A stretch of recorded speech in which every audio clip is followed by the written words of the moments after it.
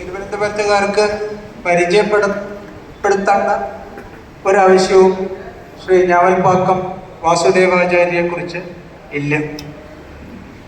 തിരുവനന്തപുരത്ത്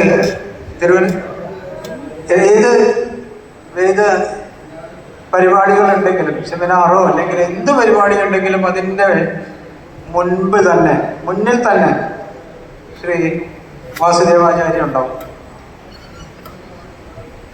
അദ്ദേഹം ഇപ്പൊ ഈ ഒരു പ്രജപത്തിന്റെ സംഘാടക ഗ്രൂപ്പിൽ അദ്ദേഹം ഒരാളാണ്. ഈ എവിടെ കിട്ടും വേദജ്ഞരെ നമ്മളെങ്ങനെ സംഘടിപ്പിക്കണം തുടങ്ങിയിട്ടുള്ള കാര്യങ്ങളൊക്കെ ആലോചിച്ചപ്പോൾ ഇദ്ദേഹവുമായിട്ടും നമ്മൾ ആലോചിച്ച് രൂപമൊക്കെ ഉണ്ടാക്കിയതാണ്.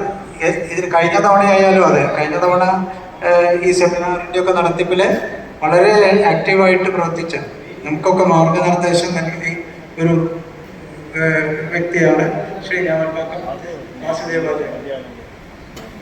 തമിഴ്നാട്ടിലെ ഞാവൽപ്പാക്കം എന്ന ശ്രോത്ര ഗ്രാമത്തിൽ തിരുമല ചതുർവേദ ശതകൃവും നാവൽപ്പാക്കം താത്താചാര്യ വംശത്തിൽ 1964 ശ്രീ വാസുദേവാചാര്യ ജനിച്ചു. പിതാവ് ഉഭയവേദാന്ത താത്താരി മഹാദേശികനും മാതാവ് ലക്ഷ്മി അമ്മാളുമാണ്. പിതാമഹൻ സ്വാമയാജിയും അഗ്നിഹോത്രിയുമായിരുന്നു. അച്ഛനിൽ നിന്നും വേദവും തൈത്തരീയ കൃഷ്ണയജുർവേദം ക്രമാധ്യായമായി അച്ഛനും മുത്തശ്ശനും മുതുമുത്തശ്ശനും ഒക്കെ ക്രമമായിട്ട് മുഖാത്മുഖം അല്ലെങ്കിൽ മൗഖികമായിട്ട് വേദം അഭ്യസിച്ച് അങ്ങനെ മൗഖികമായിട്ട് പാരമ്പര്യമായിട്ട് ഗ്രഹത്തിൽ തന്നെ ഇരുന്ന് വേദം അഭ്യസിച്ച ആ ഒരു പരമ്പര അതില്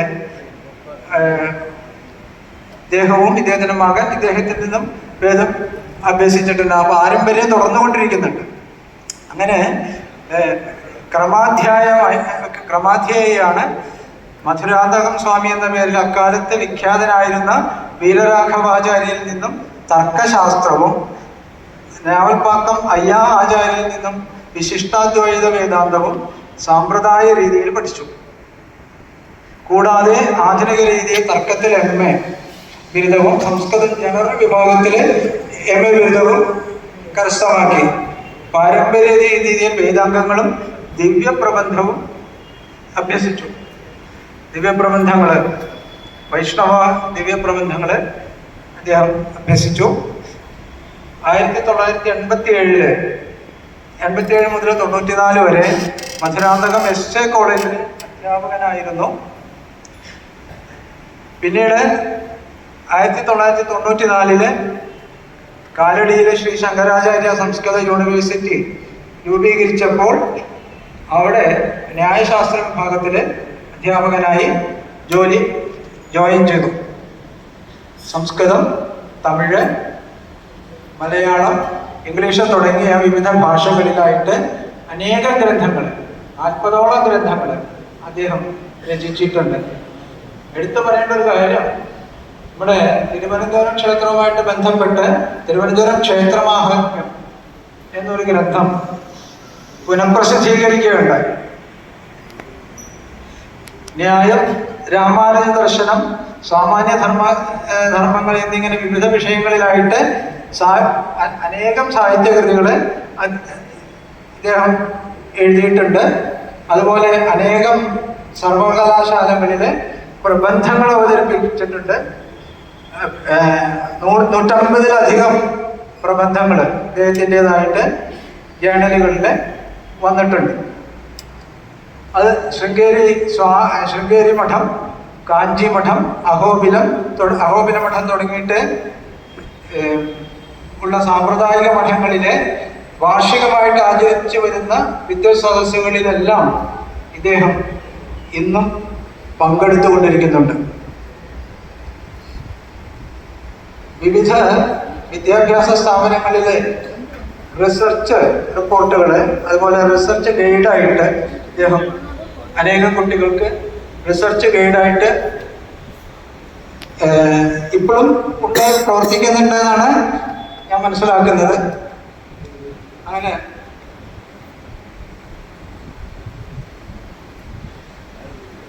ന്യായം, വേദാന്തം, മീമാംസ തുടങ്ങിയിട്ടുള്ള ഇതിപ്പോൾ ഇന്ന് കാലത്ത് തന്നെ കണ്ടു നമ്മൾ വേദ സെമിനാറിനിടയിൽ ചില സംശയങ്ങൾ വന്നപ്പോൾ അദ്ദേഹത്തിൻ്റെ ഇടപെടൽ കണ്ടു.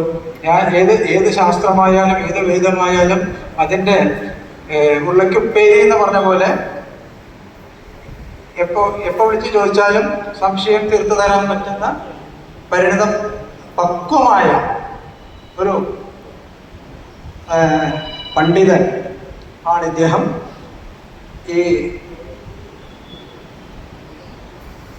എല്ലാ ഇനി ഇത് മാത്രമല്ല, വിദ്യാർത്ഥികൾക്ക്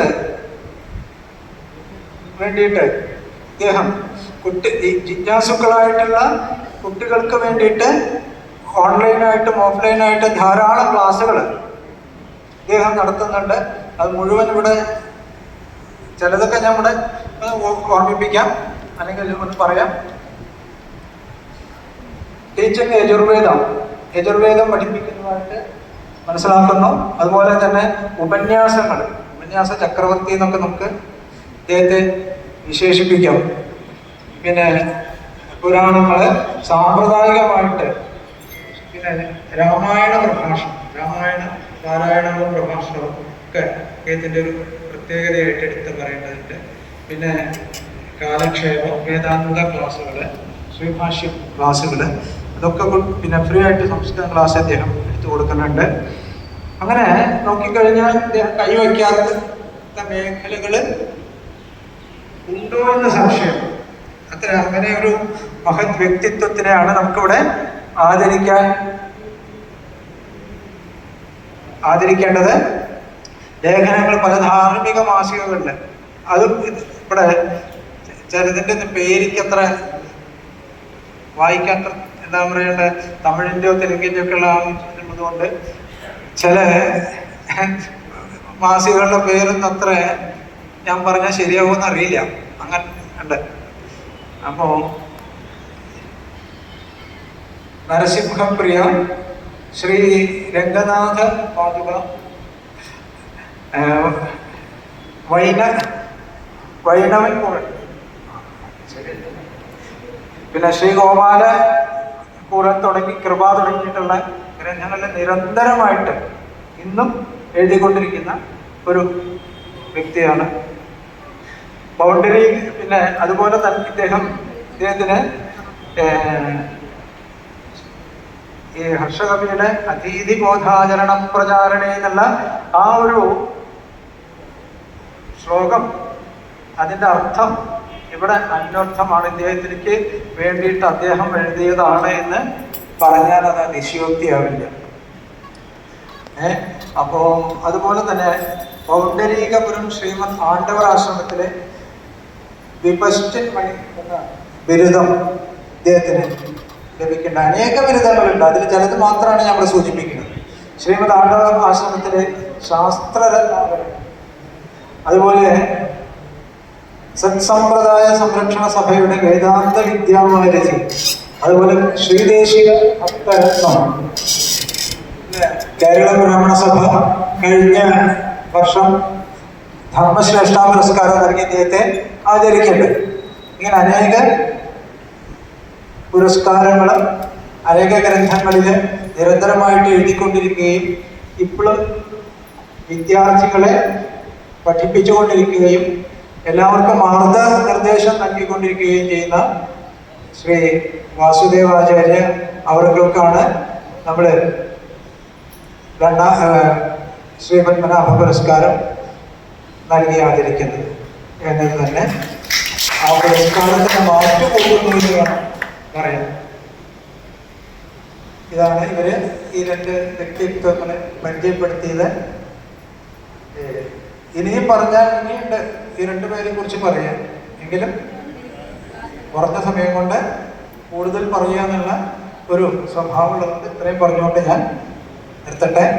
അദ്ദേഹത്തിന് ഇവരെ ആദരിക്കാനായി അടുത്തതായി നാം ഏവരും കാത്തിരിക്കുന്ന മുഹൂർത്തം സംയോഗമായിരിക്കുകയാണ്. ആദരണീയരായ മഹത് വ്യക്തി